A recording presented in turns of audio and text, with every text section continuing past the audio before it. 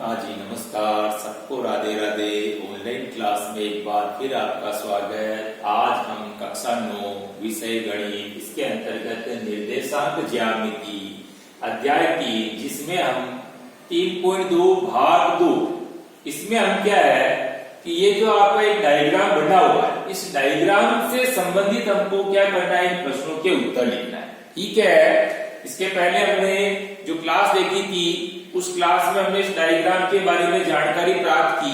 अब क्या है कि ये डायग्राम बना हुआ है, इस डायग्राम बने हुए को देखते हुए हमको क्या करना है, इन प्रश्नों के उत्तर देने। ठीक है, परीक्षा में भी क्या है कि आपको इस तरह से आकृति बनी हुई देंगे, और जो आकृति बनी हुई है, इस आकृति को देख करके हमको क्या करना है, इन प्रश्नों के उत्तर देना है।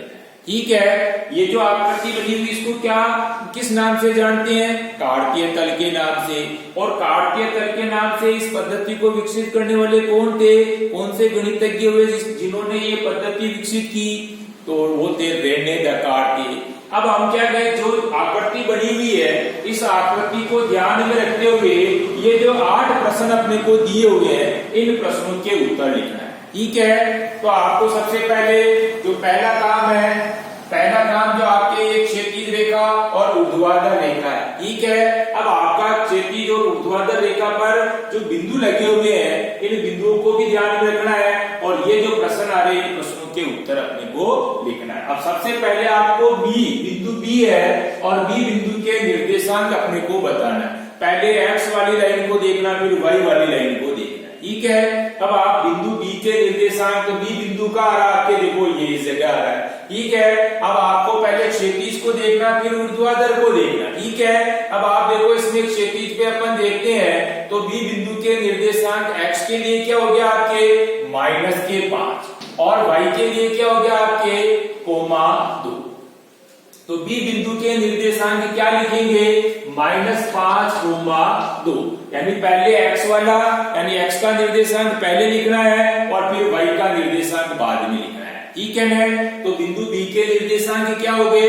-5, 2। पहले अपने को क्षैतिज वाली लाइन को देखना, फिर ऊर्ध्वाधर वाली लाइन को देखना है। ठीक है, x का मान पहले देखेंगे, फिर y का मान देखेंगे। ठीक है, तो बिंदु B का निर्देशांक क्या हो गया? -5, 2। फिर उसके बाद दूसरा प्रश्न आ रहा है आपके C के निर्देशांक। अब आप बिंदु C देखो, बिंदु C ये आ रहा है। ठीक है, डायग्राम बना हुआ है, इस डायग्राम को देख करके हमको उत्तर लिखना, और कुछ भी नहीं करना है। अब आपको बिंदु C के निर्देशांक लिखना, तो पहले x के लिए देखेंगे, यानी क्षैतिज को देखेंगे अपन। तो क्षैतिज में देखो ये पहले किस पे आ रहा है, x का बिंदु तो हो जाएगा 5, और y का मान देखो आपके नीचे की तरफ क्या है, -5, यानी 5, -5। ठीक है, यानी सी बिंदु के निर्देशांक हम देख रहे हैं, तो सी में आप देखो पहले क्षैतिज पर, यानी एक्स बिंदु के निर्देशांक तो क्या हो गया, 5 हो गया। ठीक है, ये 5, और फिर उसके बाद वाई का मान देखेंगे, तो वाई पर कितना आ रहा है, ये -5 आ रहा। तो इस तरह से हम क्या करेंगे, सी के निर्देशांक क्या लिखेंगे, 5, -5। ठीक है, उसके बाद तीसरा प्रश्न आ रहा, निर्देशांक -3, -5 के लिए बिंदु। अब आपको क्या है कि पहले तो बिंदु दिया हुआ था, उसके निर्देशांक कैसे लिखे, लेकिन अब आपको निर्देशांक लिखा हुआ है, लेकिन उसके लिए बिंदु लिखना है। अब आप -3 और -5 को देखो। अब -3 पहले क्षैतिज पर देखेंगे, तो क्षैतिज पर देखो माइनस का मान, ये -3, और उस पर वापस -5 नीचे की तरफ चले जाओ, तो आपका बिंदु कौन सा हो गया, इसमें बिंदु हो गया आपका E। तो यहां लिखेंगे आप बिंदु E। ठीक है, उसके बाद चौथा प्रश्न देखो, चौथे प्रश्न में आ रहा है निर्देशांक 2, -4। अब 2 निर्देशांक दे रखा है, उसके लिए आपको बिंदु चाहिए।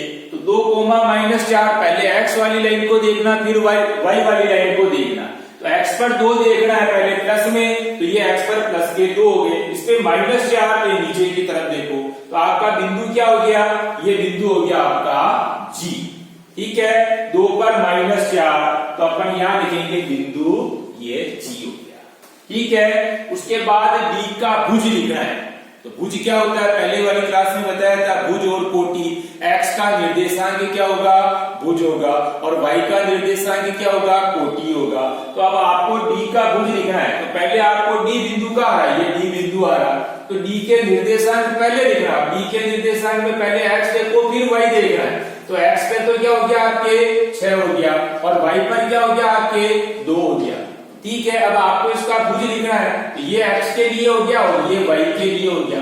तो x के निर्देशांक क्या होता है? भुज होता है। तो आपका भुज क्या हो जाएगा इसके अंदर? 6 हो जाएगा। तो डी का भुज क्या लिखेंगे हम? 6। ठीक है, इसी तरह से छठा प्रश्न दे रखा आपको h की कोटि। अब आप h बिंदु को देखो पहले। h बिंदु कहां लिखा हुआ? ये लिखा हुआ।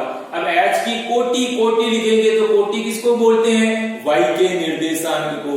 ठीक है, तो पहले h बिंदु के निर्देशांक लिखना। पहले x का मान कितना आ रहा है?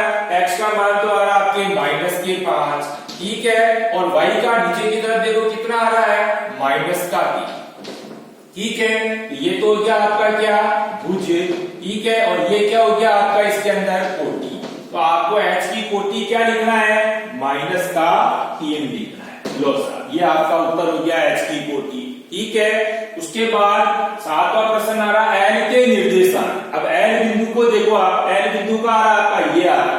ठीक है, अब l बिंदु में भी पहले बिंदु के निर्देशांक लिखने की बोल रहा है। इसका मतलब x के लिए भी लिखेंगे और y के लिए भी लिखेंगे। तो पहले x वाली लाइन के लिए लिखेंगे तो x का मान तो क्या हो गया आपके? 0। यहां लिखेंगे 0 और y का मान ऊपर की तरफ है इसलिए 5। तो 0,5। तो यहां लिखेंगे हम 0,5। पहले x वाला मान लिखना फिर y वाला मान लिखना है। x पर तो हो गया आपका 0, ऊपर की तरफ y का मान हो गया आपके 5। ठीक है, उसके बाद 8वां प्रश्न दिया हुआ है m के निर्देशांक। बिंदु m देखो पहले, m बिंदु का आ रहा है आपका? ये आ रहा है आपका m बिंदु। ठीक है, अब m बिंदु में भी पहले अपने को x का लिखना फिर y का लिखना। तो आप देखो x वाली लाइन पर तो x का मान तो कितना आ रहा है? -3। पहले लिखेंगे अपन x के लिए -3 तो हो गया x का, और इसी लाइन के ऊपर ही है। जब लाइन के ऊपर है तो ये y का मान क्या होगा? 0 हो जाएगा।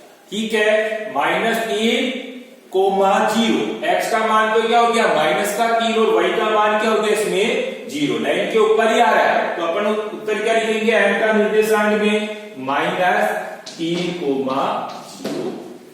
ठीक है, तो इस तरह से अगर माने कि आपको डायग्राम बना हुआ दे दिया और डायग्राम को देखते हुए आकृति को देखते हुए इस तरह से जब हमारे को प्रश्न दे देंगे तो आपको उन प्रश्नों का उत्तर देने के लिए आपको उस डायग्राम को समझना। पहले डायग्राम को ध्यान में रखते हुए ही अपने को जो प्रश्न दिए हुए उनका उत्तर लिखना है।